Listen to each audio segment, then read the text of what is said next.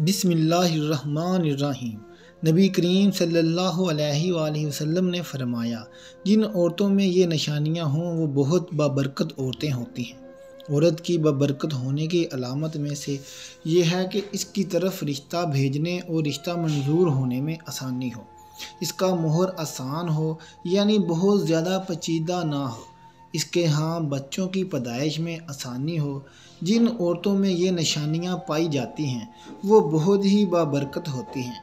حضرت عائشہ صدیقہ رضی اللہ تعالیٰ عنہ نے ایک دن رسول اللہ صلی اللہ علیہ وآلہ وسلم سے پوچھا، آپ صلی اللہ علیہ وآلہ وسلم کی زندگی کا مشکل ترین دن کون سا تھا؟ حضور صلی اللہ علیہ وآلہ وسلم نے فرمایا، والدہ نے 7 دن دودھ پلایا، 8ویں دن دشمن اسلام ابو لہب کی کنیز صوبیہ کو یہ اعزاز حاصل ہوا۔ صوبیہ نے دودھ بھی پلایا اور دیکھ بھال بھی کی۔ یہ چند دن کی دیکھ بھال تھی، یہ چند دن کا دودھ تھا، لیکن ہمارے رسول اللہ صلی اللہ علیہ وآلہ وسلم نے اس احسان کو پوری زندگی یاد رکھا۔ مکہ کا دور تھا تو صوبیہ کو میری ماں کہہ کر پکارتے تھے، ان سے حسن سلوک بھی فرماتے تھے، ان کی مالی معاونت بھی کرتے تھے۔ مدنی دور آیا تو مدینہ سے ابو لہب کی کنیز صوبیہ کے لیے کپڑے اور رقم بھجواتے تھے۔ یہ ہے شریعت۔ حضرت حلیمہ سعدیہ رضی اللہ تعالیٰ عنہا ماں تھیں۔ یہ ملاقات کے لیے آئیں، دیکھا تو اٹھ کھڑے ہوئے اور میری ماں پکارتے ہوئے ان کی طرف دوڑ پڑے۔ وہ قریب آئیں تو اپنے سر سے وہ چادر اتار کر زمین پر بچھا دی جسے ہم کائنات کی قیمتی ترین متاع سمجھتے ہیں۔ اپنی رضائی ماں کو اس پر بٹھایا، غور سے ان کی بات سنی اور ان کی تمام حاجتیں پوری فرما دیں۔ یہ بھی ذہن میں رہے، حضرت حلیمہ سعدیہ نے اسلام قبول نہیں کیا تھا، وہ اپنے پرانے مذہب پر قائم رہی تھیں۔ فتح مکہ کے وقت حضرت حلیمہ کی بہن خدمت میں حاضر ہوئیں، ماں کے بارے میں پوچھا، بتایا گیا وہ انتقال فرما چکی ہیں۔ صلی اللہ کی آنکھوں میں آنسو آ گئے، روتی جاتے تھے اور حضرت حلیمہ کو یاد کرتے جاتے تھے۔ رضائی خالہ کو لباس، سواری اور 100 درہم عنایت کیے۔ رضائی بہن شیمہ غزوہ حنان کی قیدیوں میں شریک تھی، پتہ چلا تو انہیں بلایا، اپنی چادر بچھا کر بٹھایا، اپنے ہاں قیام کی دعوت دی۔ حضرت شیمہ نے اپنے قبیلے میں واپس جانے کی خواہش ظاہر کی، رضائی بہن کو غلام، لونڈی اور بکریاں دے کر رخصت کر دیا۔ یہ بعد ازاں اسلام لے آئیں۔ یہ ہے شریعت۔ 13 جنگ بدر کے قیدیوں میں پڑھے لکھے کفار بھی شامل تھے۔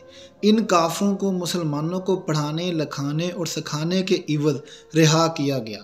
حضرت زید بن ثابت رضی اللہ تعالیٰ عنہ کو عبرانی سیکھنے کا حکم دیا۔ آپ رضی اللہ تعالیٰ عنہ نے عبرانی سیکھی اور یہ اس زبان میں یہودیوں سے خط و کتابت کرتے رہے۔ کافروں کا ایک شاعر تھا، سہیل بن عمرو، یہ رسول اللہ کے خلاف اشتعال انگیز تقریریں بھی کرتا تھا اور توہین امیز شعر بھی کہتا تھا۔ یہ جنگ بدر میں گرفتار ہوا۔ سہیل بن عمرو کو بارگاہ رسالت میں پیش کیا گیا۔ حضرت عمر رضی اللہ تعالیٰ عنہ نے تجویز دی، میں اس کے 2 نچلے دانت نکال دیتا ہوں، یہ اس کے بعد شعر نہیں پڑھ سکے گا۔ تڑپ کر فرمایا، میں اگر اس کے اعضاء بگاڑوں گا تو اللہ میرے اعضاء بگاڑ دے گا۔ سہیل بن عمرو نے نرمی کا دریا بہتے دیکھا تو عرض کیا، مجھے فدیہ کیے بغیر رہا کر دیا جائے گا؟ سے پوچھا گیا، کیوں؟ سہیل بن عمرو نے جواب دیا، میری 5 بیٹیاں ہیں، میرے علاوہ ان کا کوئی سہارا نہیں۔ رسول اللہ نے سہیل بن عمرو کو اسی وقت رہا کر دیا۔ سہیل بن عمرو شاعر بھی تھا اور گستاخ رسول بھی، لیکن رحمت للعالمین کی غیرت نے گوارا نہ کیا یہ 5 بچیوں کے کفیل کو قید میں رکھیں یا پھر اس کے 2 دانت توڑ دیں۔ یہ ہے شریعت۔ غزوہ خندق کا واقعہ ملاحظہ کیجیے۔ عمر بن عبدود مشرک بھی تھا، ظالم بھی اور کفار کی طرف سے مدینہ پر حملہ آور بھی۔ جنگ کے دوران عمر بن عبدود گیا، اس کی لاش تڑپ کر خندق میں گر گئی۔ کفار اس کی لاش نکالنا چاہتے تھے لیکن انہیں خطرہ تھا مسلمان ان پر تیر برسا دیں گے۔ کفار نے اپنا سفیر بھجوایا، سفیر نے لاش نکالنے کے عوض 10,000 دینار دینے کی پیشکش کی۔ رحمت العالمین نے فرمایا، میں مردہ فروش نہیں ہوں، ہم لاشوں کا سودا نہیں کرتے، یہ ہمارے لیے جائز نہیں۔ کفار کو عمر بن عبدود کی لاش اٹھانے کی اجازت دے دی۔ خیبر کا قلعہ فتح ہوا تو یہودیوں کی عبادت گاہوں میں تورات کے نسخے پڑے تھے۔ تورات کے سارے نسخے اکٹھے کروائے اور نہایت ادب کے ساتھ یہ نسخے یہودیوں کو پہنچا دیے، اور خیبر سے واپسی پر فجر کی نماز کے لیے جگانے کی ذمہ داری حضرت بلال رضی اللہ تعالیٰ عنہ کو سونپی گئی۔ حضرت بلال رضی اللہ تعالیٰ عنہ کی آنکھ لگ گئی، سورج نکل آیا تو قافلے کی آنکھ کھلی۔ رسول اللہ صلی اللہ علیہ وآلہ وسلم نے حضرت بلال رضی اللہ تعالیٰ عنہ سے فرمایا، بلال آپ نے یہ کیا کیا؟ حضرت بلال نے عرض کیا، یا رسول اللہ، جس ذات نے آپ صلی اللہ علیہ وآلہ وسلم کو سلایا اسی نے مجھے بھی سلایا۔ تبسم فرمایا اور حکم دیا، تم اذان دو۔ اذان دی گئی، آپ صلی اللہ علیہ وسلم نے نماز ادا کروائی اور پھر فرمایا، تم جب نماز بھول جاؤ تو پھر جس وقت یاد آئے اسی وقت پڑھ لو، یہ ہے شریعت۔ حضرت حذیفہ بن یمان رضی اللہ تعالیٰ عنہ سفر کر رہے تھے، کفار جنگ بدر کے لیے مکہ سے نکلے۔ کفار نے راستے میں حضرت حذیفہ رضی اللہ تعالیٰ عنہ کو گرفتار کر لیا۔ آپ سے پوچھا گیا، آپ کہاں جا رہے ہیں؟ حضرت حذیفہ نے عرض کیا، مدینہ۔ کفار نے ان سے کہا، آپ اگر وعدہ کرو آپ جنگ میں شریک نہیں ہوں گے تو ہم آپ کو چھوڑ دیتے ہیں۔ حضرت حذیفہ رضی اللہ تعالیٰ عنہ نے وعدہ کر لیا۔ یہ اس کے بعد سیدھی مسلمانوں کے لشکر میں پہنچ گئے۔ مسلمانوں کو اس وقت مجاہدین کی ضرورت بھی تھی، جانوروں کی بھی اور ہتھیاروں کی بھی، لیکن جب حضرت حذیفہ رضی اللہ تعالیٰ عنہ کے وعدے کے بارے میں علم ہوا تو مدینہ بھجوایا دیا گیا اور فرمایا، ہم کافروں سے معاہدے پورے کرتے ہیں اور ان کے مقابلے میں صرف اللہ تعالیٰ سے مدد چاہتے ہیں۔ نجران کے عیسائیوں کا 14 رکنی وفد مدینہ منورہ آیا۔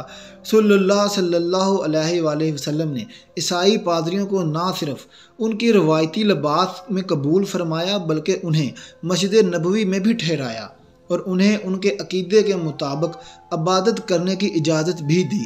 یہ عیسائی وفد جتنا عرصہ مدینہ میں رہا، یہ مسجد نبوی صلی اللہ علیہ وآلہ وسلم میں مقیم رہا اور مشرق کی طرف منہ کر کے عبادت کرتا رہا۔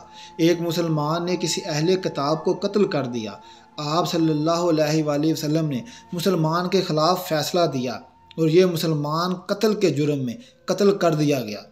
حضرت سعد بن عبادہ رضی اللہ تعالیٰ عنہ نے فتح مکہ کے وقت مدنی ریاست کا جھنڈا اٹھا رکھا تھا۔ یہ مکہ میں داخل ہوتے وقت جذباتی ہو گئے اور انہوں نے حضرت سفیان رضی اللہ تعالیٰ عنہ سے فرمایا، آج لڑائی کا دن ہے، آج کفار سے جی بھر کر انتقام لیا جائے گا۔ رحمت العالمین نے سنا تو ناراض ہو گئے، ان کے ہاتھ سے جھنڈا لیا، ان کے بیٹے قیس رضی اللہ تعالیٰ عنہ کے سپرد کیا اور فرمایا، نہیں، آج لڑائی نہیں، رحمت اور معاف کرنے کا دن ہے۔ مدینہ میں تھی تو مکہ میں قحط پڑ گیا۔ مدینہ سے رقم جمع کی، خوراک اور کپڑے اکٹھے کیے اور یہ سامان مکہ بھجوا دیا، اور ساتھ ہی اپنے اتحادی قبائل کو ہدایت کی کہ مکہ کے لوگوں پر برا وقت ہے، آپ لوگ ان سے تجارت ختم نہ کریں۔ مدینہ کی یہودی اکثر مسلمانوں سے یہ بحث چھیڑ دیتے تھے، نبی کریم صلی اللہ علیہ وآلہ وسلم فضیلت میں بلند ہیں یا حضرت موسیٰ۔ یہ معاملہ جب بھی دربار رسالت میں پیش ہوتا، صلی اللہ مسلمانوں سے فرماتے، آپ لوگ اس بحث سے پرہیز کیا کریں۔ سماسہ بن اسار نے رسول اللہ صلی اللہ علیہ وآلہ وسلم کو قتل کرنے کا اعلان کر رکھا تھا یا گرفتار ہو گیا۔ اسلام قبول کرنے کی دعوت دی، اس نے انکار کر دیا، دن قید میں رہا، اسے 3 دن دعوت دی جاتی رہی، یہ مذہب بدلنے پر تیار نہ ہوا تو اسے چھوڑ دیا گیا۔ اس نے راستے میں غسل کیا، نیا لباس پہنا، واپس آیا اور دست مبارک پر بیعت کر لی۔ ابو العاص بن ربیع رحمۃ اللہ عالمین کے داماد تھے۔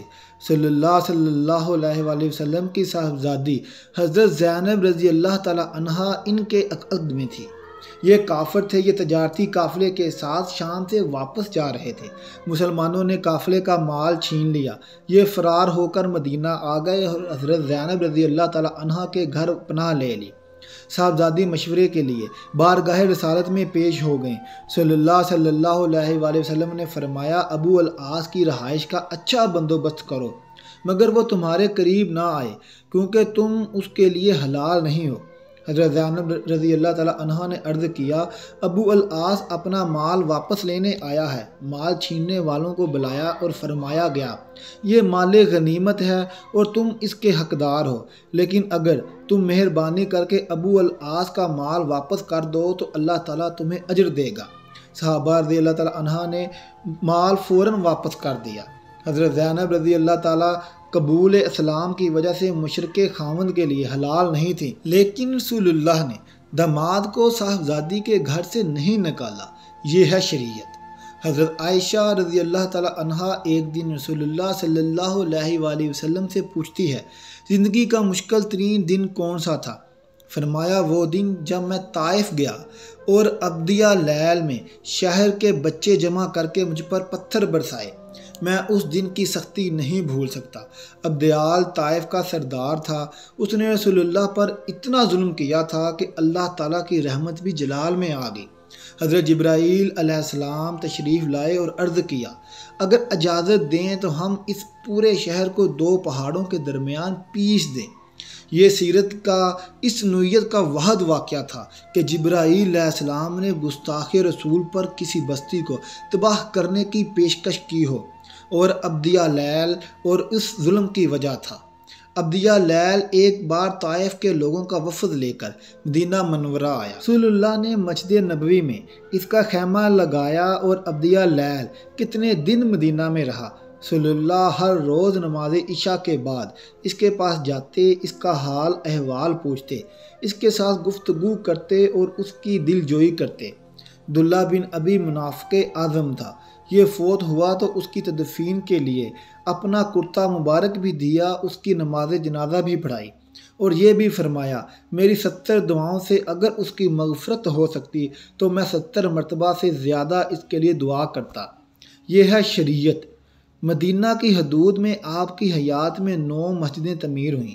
آپ صلی اللہ علیہ وآلہ وسلم نے فرمایا، تم اگر کہیں مسجد دیکھو یا اذان کی آواز سنو تو وہاں کسی شخص کو قتل نہ کرو۔ یہ ہے شریعت۔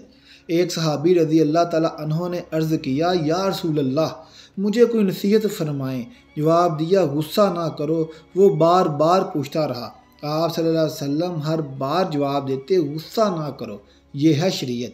اور اللہ تعالیٰ نے ایک جگہ رسول اللہ صلی اللہ علیہ وآلہ وسلم کے بارے میں فرمایا، پیغمبر صلی اللہ علیہ وآلہ وسلم کی بڑی رحمت ہیں، آپ لوگوں کے لیے بڑے نرم مزاج واقع ہوئے ہیں۔ آپ تندخو اور سنگ دل ہوتے تو یہ سب آپ کے گرد و پیش سے چھوٹ جاتے۔ اور یہ ہے شریعت۔ لیکن ہم لوگ نہ جانے کون سی شریعت تلاش کر رہے ہیں، ہم کس شریعت کا مطالبہ کر رہے ہیں۔ ناظرین، کمنٹ باکس میں ایک بار سبحان اللہ لکھ دیں اور ہمارا چینل سبسکرائب کریں تاکہ ہر آنے والی نئی ویڈیو سب سے پہلے آپ تک پہنچ سکے۔ شکریہ۔